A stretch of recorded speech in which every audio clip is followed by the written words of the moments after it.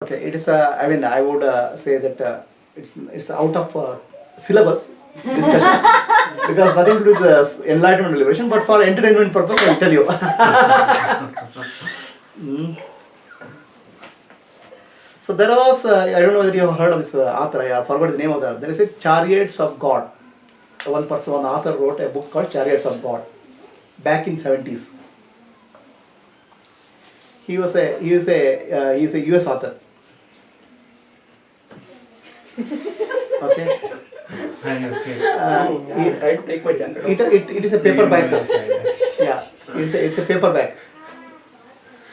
The book became very popular. His theory is that the extraterrestrial beings visited Earth. Okay.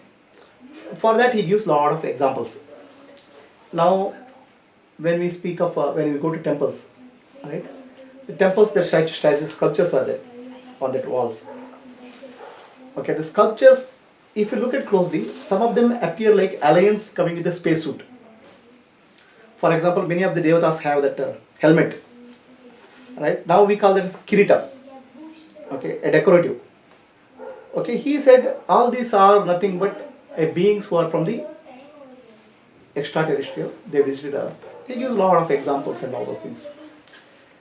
Okay, they have that, and some of them appears like a spacesuit. Some of them appears like a this thing, and there are a lot of mythological stories in every literature, where the flying beings, the beings which came from the planes, in Indian mythology, it's very popular. It's called Vimanas. Okay. Now modern day scientists say no, Vimana was discovered in 1914 by Wright brothers.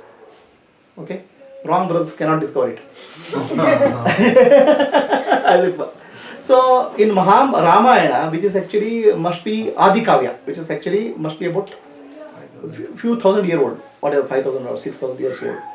In that there is a very clear description of Vimana. Okay. Now Ramayana, the Vimana flies from the Kailasa to all the way to Sri Lanka, and from that aerial plane. That's 10,000 years. Aerial plane, from the aerial plane, whatever is described as the place, even if you today if you retrace the route, same thing will be there. That means there is something which is flying at that level, at that point of time. Then Bharadwaja Muni, or I think Bharadwaja Muni, he's written a book on the constructing of planes. There are so many different types of planes described. Even intergalactic travel is described. The fuel, the spacesuits they wear, the food they take, everything is described. So unless he has a very fantastic imagination, we can dismiss this as a fantasy or a science fiction of that time. But it's there. And many of the descriptions match the thinking what, if you have to run a plane of that nature today, they'll match. So all those things point to that there is a higher, that's what I call as a space travel or probably galactic travel was possibility in that time, and some of that became a mythology, right? And many of the sculptures in the temples and all possibly represent the people from other planes visiting. Okay, so for that there are UFO sightings. Then there are places where people say that UFOs are, some aliens are buried. The alien technology is found. These are all actually what is popular yellow magazines of America. Okay, but otherwise, whether beings from other plane visited, possibly yes. Now in Mahabharata, which is actually Mahabharata is a story, which is not fantasy. Okay, Mahabharata Pandavas walk and go to Sargaloka. Sargaloka means another plane. Now, if you go today, trace that Mahabharata place route. So there are steps exactly as described in Mahabharata, and beyond that point, you cannot see anything. It's not, human beings cannot go.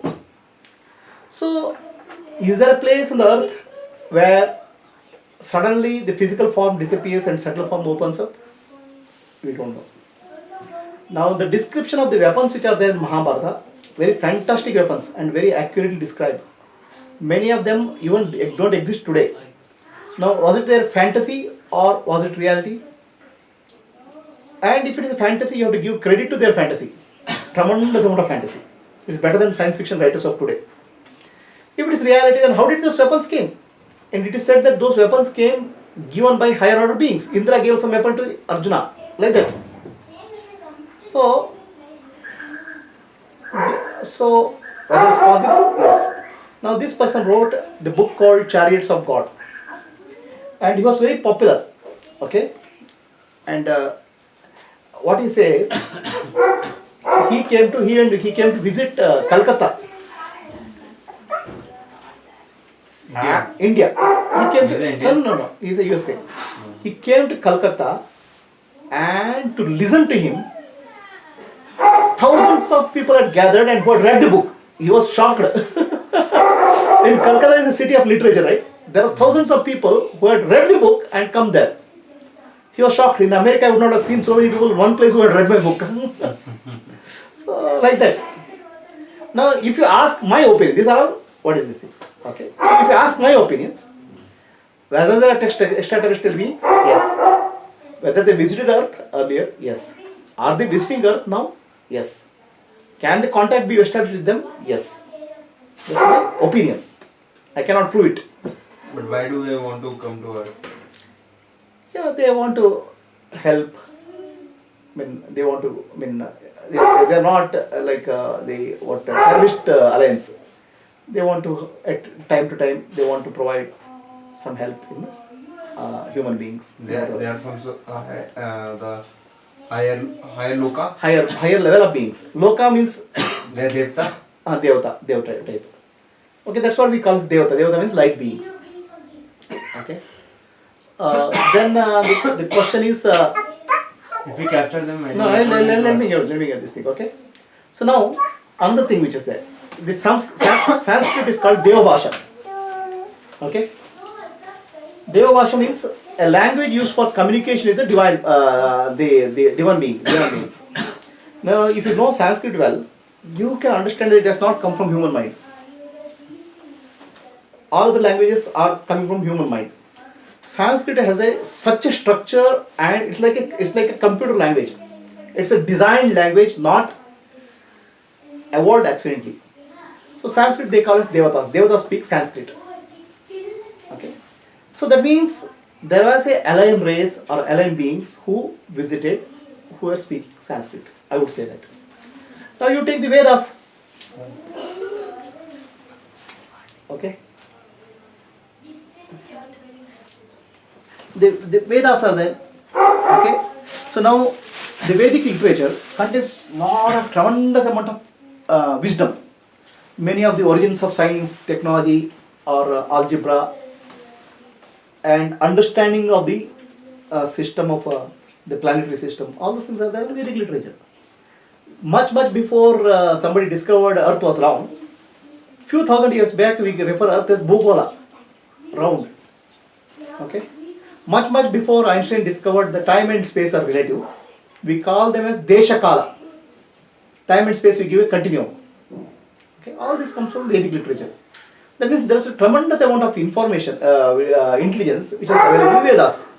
Now, where did the intelligence come from? Either human beings discovered it, that means human beings were so advanced civilization, or some advanced civilization came and gave it to human beings. Possible. So there's no definite answer for that. But my own answer is it is possible that the higher order beings are there. They visited Earth plane and they keep visiting also now also. If you want to establish contact. Can we capture them also? No, you cannot capture because their space suit and their weapons are so powerful. Like police and all that. Huh? Police? Army. No, you cannot. Their technology is much more far superior than yours. Even the temples which are built, they lived in it. Okay. I will tell you one more this thing. If you go to Sringeri, okay, the temple of Sringeri, okay, there's a huge stone temple. Okay, there's nowhere nearby stones are there. Some of these temples were built in stone place like Ajanta, Ellora, and there's stones.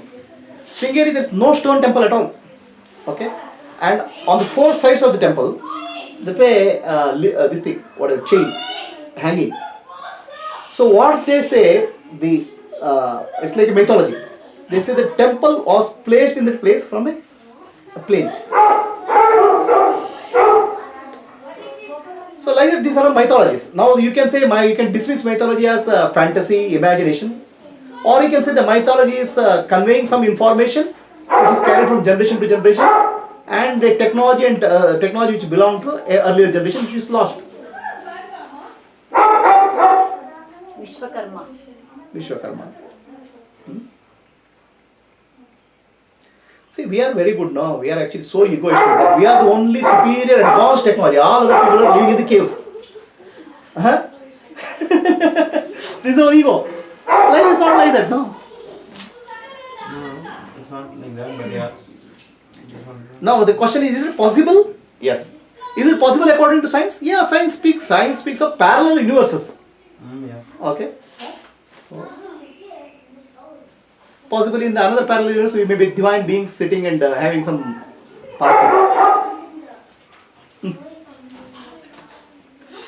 Okay. So this is out of syllabus question and out of syllabus answer. Says that